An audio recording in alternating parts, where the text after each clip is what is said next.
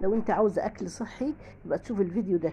هاتي خضار، طماطم، فلفل، بصل، توم، وحطيه في الفرن، وحطيه بنفس الشكل ده كده من غير ما تقشري التوم ولا حاجه، وحطيه في الفرن لحد ما يتشوى بالشكل ده الجميل ده كده. وبعد كده هاتيه كله بقى، حطيه في الكبه وهرسيه كده، وتبليه بملح وكمون، ملح كمون فلفل شطه خل ليمون، وهتلاقي احلى صوص للعشاء والفطار، وصحي جدا وجميل. مشويات حلوه قوي، خضار مشوي.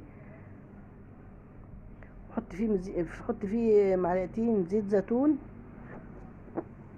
وطلعي بقى العشاء، حطيه في علب كده تلاجة، وطلعي العشاء والفطار.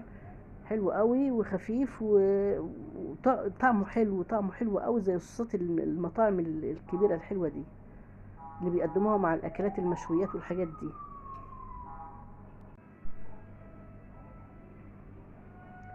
تمام كده. وكمان هاتي بتنجانة كبيرة كده حلوة، أو أي بتنجان. شايفين بقى ده صوص بتنجان؟ مش صوص بتنجان، ده بابا غنوم. بس ايه بقى، طبيعي خالص، ما فيهوش اي اضافات خالص، بس حطيت عليه معلقه من اللي هو ايه، اللي هو صوص الخضار المشوي الجميل ده كده. ودوقي بقى الطعم، وحطيه بقى في علب تلاجة وطلعي